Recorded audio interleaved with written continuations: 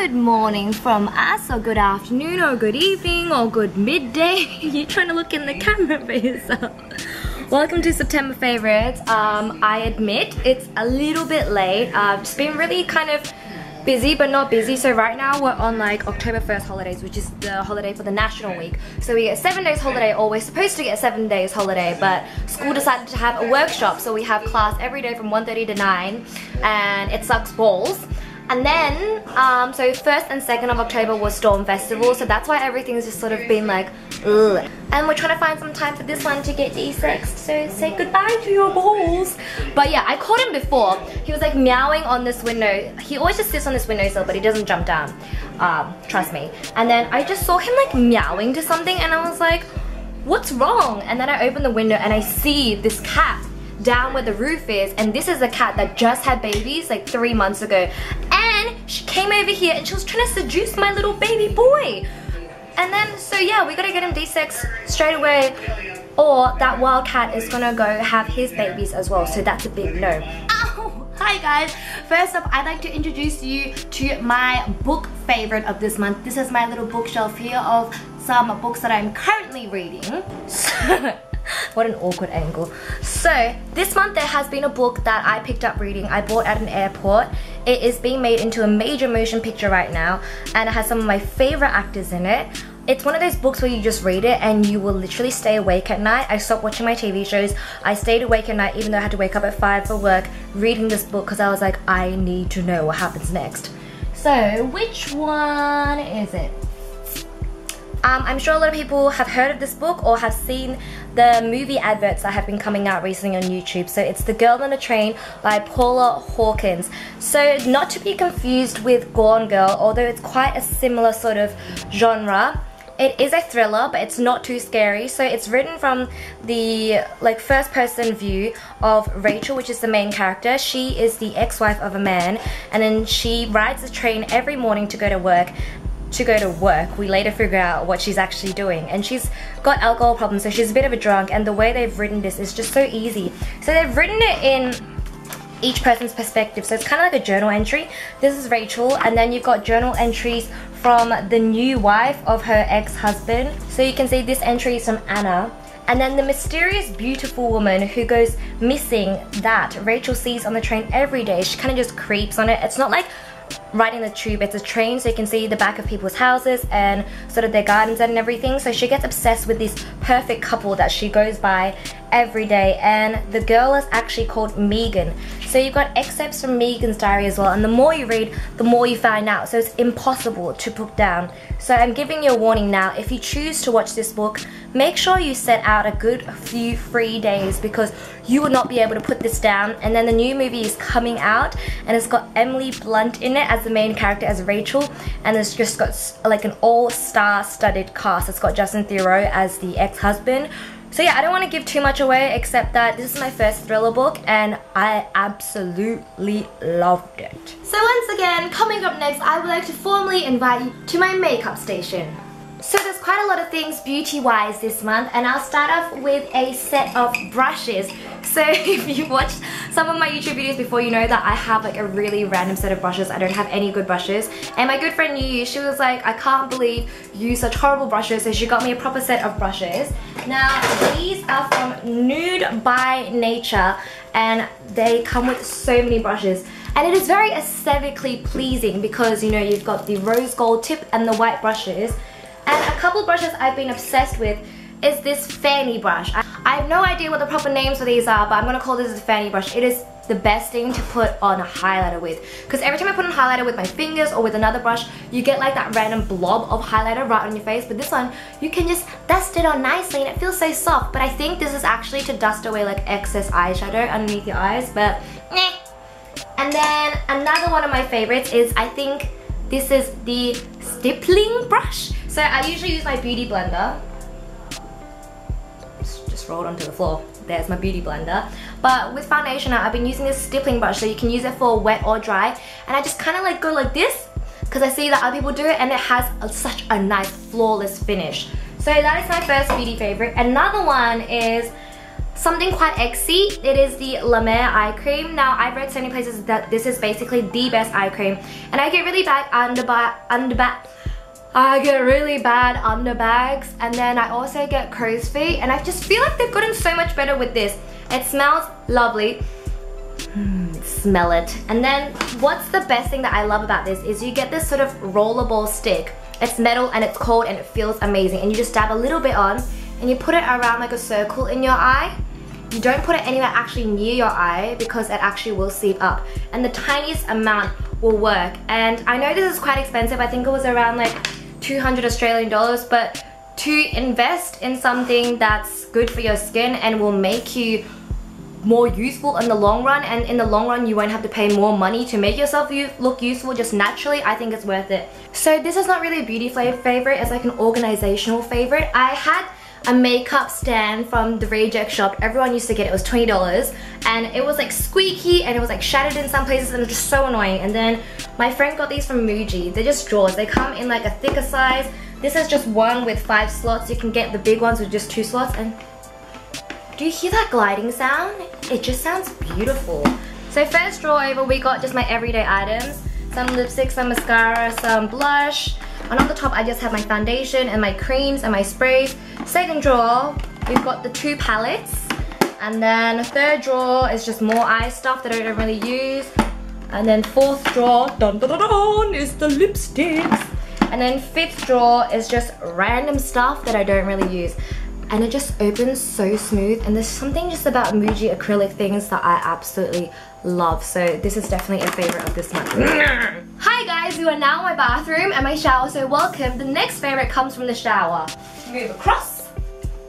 Dun, dun, dun, dun, dun, dun, dun, dun, dun. So this is the Energy Bank shower gel from This Works. Now, This Works is the UK company that comes up with the This Works pillow sleep spray, which is amazing. I use it almost every night. So when I saw that they had shower gels, I was like, you know what, why not give it a try? And I know it's probably just all in my head and it's a mental thing, but I do feel like it helps you to be more energized. So you're meant to use this one in the day, and they also have a nighttime deep sleep shower gel. I haven't had the need to use this one just yet because my other shower gel, I find it quite soothing for nighttime anyway. Because it's quite hot in Shanghai, I usually shower maybe 2 to 3 times a day. So in the morning or when it's the midday and I feel really drowsy, I will use this shower gel. So if you don't like herby smells, I probably wouldn't recommend it because it's very, very herby. But maybe it's the placebo effect, but I feel like it definitely works. This works. So another favorite is also in the bathroom, and I think you might already spot it. Is this shower curtain not the most amazing shower curtain you have ever seen? It's from H&M. You know I love my greenery, and it's just, I used to have a yellow one and it just made my bathroom so blurred, but like every time I'm sitting on the toilet in here and I'm looking at my green shower curtain, I'm just like, amazing, it smooths me. Also, can we just take a second to appreciate my disco shower head? Are you ready? It flashes random colors! So I've got one fashion favorite for this month, and whoa, welcome to my fridge / most worn items in my wardrobe. So, you might have seen this dress all over my Instagram. It is this beautiful kimono style wrap dress from Topshop. Now, it's one of those items of clothing that when you see it first, like I walk into the shop, everything was kind of meh, and then I saw this and I was like, interesting. Then I pretended to not really be that interested in it. I walked around, did around the shop, went back. My problem was it's quite a low V-neck, and I was like, not sure, like I have to fix it up, I have to wear something underneath, I'm not sure if I can be bothered. Went back, took another look, and I was just like, you know what, I'm gonna just try it on. Tried it on, and I was like, I love it. And then I went to buy it. It's quite expensive. I think it's like $130 Australian, but I've gotten so many wears out of it, and I just love it. So it's got kind of a cherry blossom like security detail on the sleeves and on the bottom, and I love that because it just looks like flower petals are flowing from you. And on the middle, it's black but with floral detailing.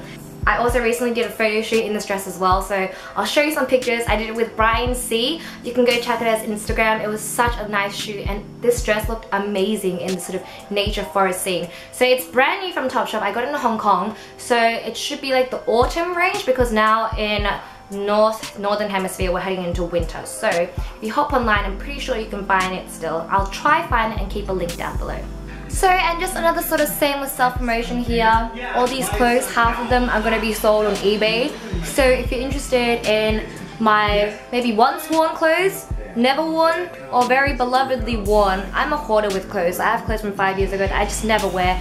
I need to get rid of them. A lot of people ask me how I go on holiday so much. Where do I get my money from? It's from work mostly, but also selling stuff on eBay. Like recently I think I made like almost $500 on eBay selling my old clothes. So if you need to save up money for a holiday, do that. If you're a hoarder like me, or you just always buy new clothes, or you just get bored of your clothes really fast, do that. If you just need to clear out some space, do that. So if you want to check out my eBay store, leave a link here.